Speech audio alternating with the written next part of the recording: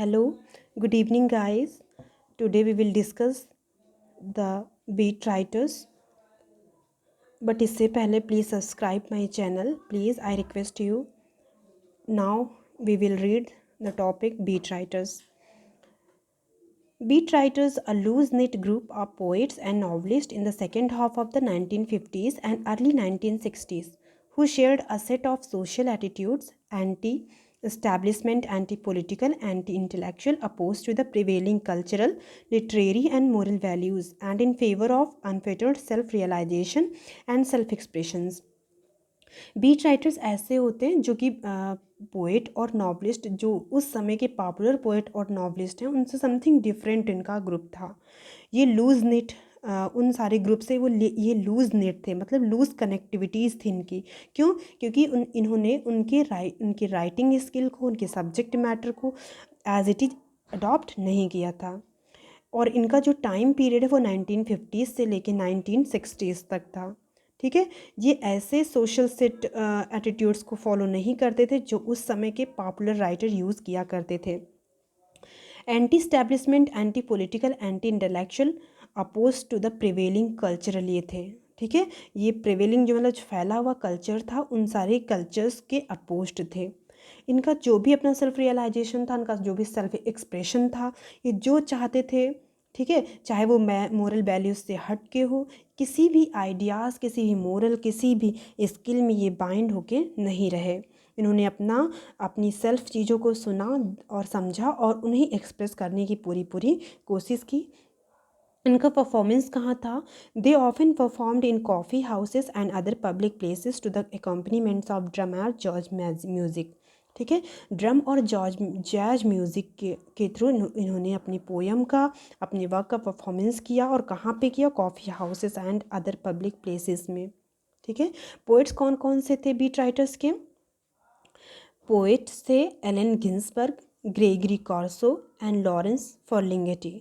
Novelist थे William Burroughs and Jack Kerouac Ginsberg. Now the next term, comic relief. What is comic relief?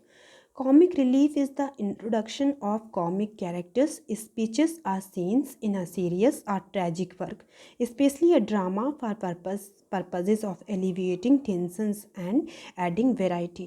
Comic relief वो होता है जब हम किसी ट्रेजिडी को देख रहे थे। सपोज़ अगर आप कोई मूवी देख रहे हैं और वो ट्रेजिक मूवी है तो देखिए उसमें बीच बीच में एक कॉमिक चीज़ों को डाला जाता है। इसलिए डाला जाता है, उसका मेन पर्पज़ ये होता है कि वो आपके टेंशन्स को एलिविएट करे, आइसोलेट करे, मतलब आपके टेंशन्स को दूर कर सकें।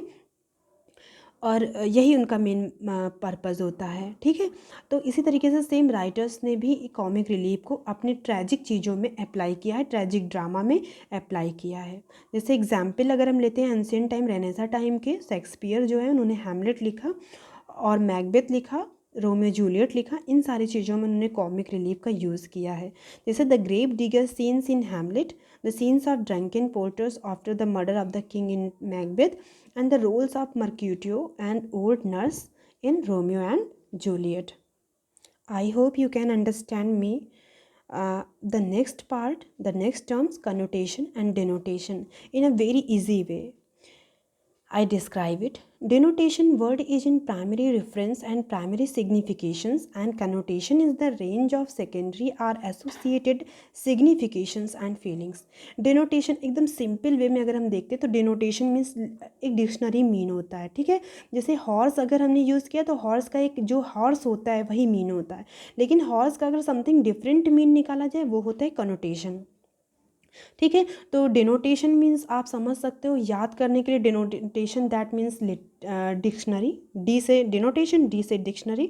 एंड कनोटेशन वो होता है जो वर्क के बिहाइंड में जो कॉन्सेप्ट हाइड होते, कंसील होते हैं, उनको हम अपने सेंस के थ्रू समझने की कोशिश करते हैं, वो है कनोटेशन। ठीक है, तो डिनोटेशन जो होता है वो प्राइमरी सिग्निफिकेशंस मीनिंग होती है, जो कनोटेशन होता है वो सेकेंडरी होती है, एक associated signification feelings and meanings होती है। ओके, जैसे एग्जाम्पल हम लेते हैं हॉर्स एंड स्टेट का। Horse and steed denote the same quadruped. Quadruped means होता है चार पैर वाला, animal, but it has a different connotation that derives from the chivalric or romantic narrative. ठीक है, तो हॉर्स को अगर हम अपने वर्क में यूज़ करते हैं तो डेनोटेशन तो इसका मीन जो होगा वो हॉर्स होगा, लेकिन कनोटेशन मीन इसका जो होगा वो चिवैलरिक और रोमांटिक चीज़ों से अटैच किया जा सकता है। जैसे एग्जाम्पल और देखते हैं, जैसे नेक्स्ट मीनिंग हम देखते हैं जो ब्राइडल।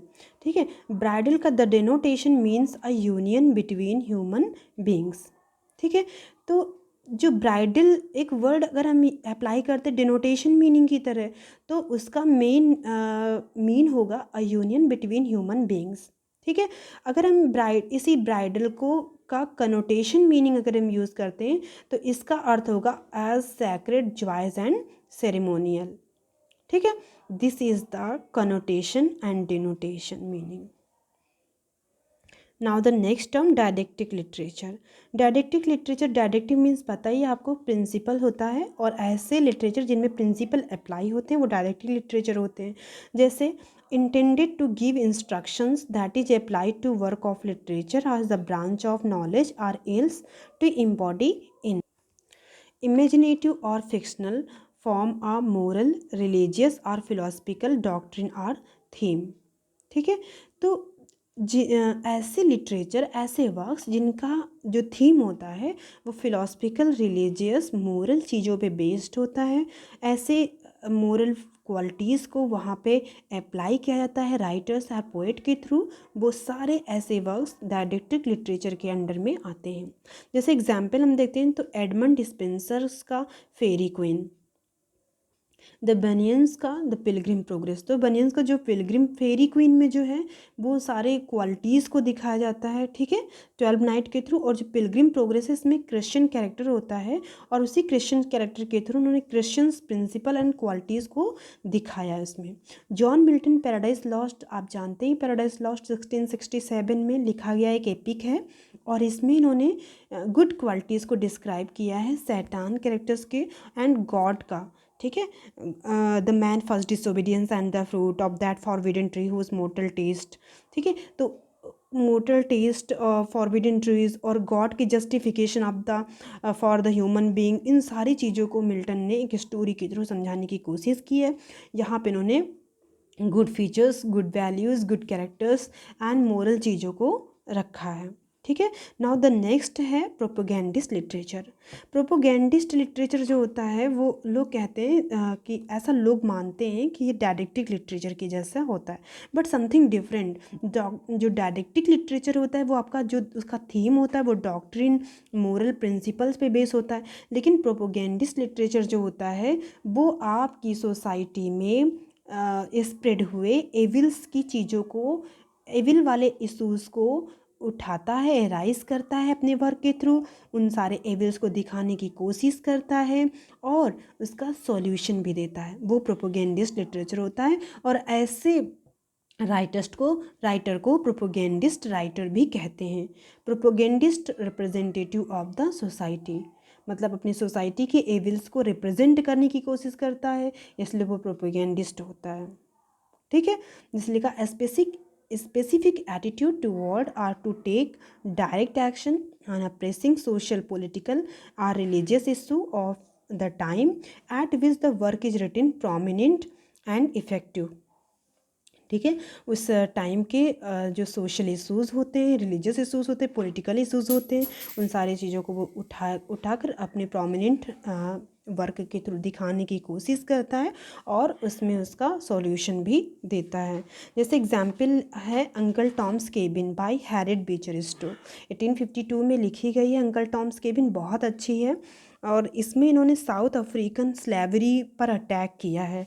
ठीक है, और उन्होंने सारी स्लेवरी की जो भी माइजरेबल कंडीशन है उसे इन्होंने पूरी तरीके से हूबहू दिखाने की कोशिश की है। नेक्स्ट बुक है the jungle by Upton Sinclair 1906। And next Mulk Raj Anand untouchable. तो अनटचेबल में उन्होंने लाखा एंड भाका के थ्रू अनटचेबल अनटचेबल नाम इसीलिए क्योंकि लाखा एंड भाखा अनटचेबल पर्सन थे, और उन्हीं के थ्रू इन्होंने अपनी जो सोसाइटी में फैले हुए एविल्स हैं उनको उन्होंने दिखाने की कोशिश की और साथ में इसका सॉल्यूशन भी दिया। इसलिए मुल्कराज आनंद भी प्रोपोगेंडिस्ट के अंडरटेकिंग में आते हैं और ये प्रोपोगेंडिस्ट कहलाते हैं। ठीक है, thank you to see my video, thank you so much.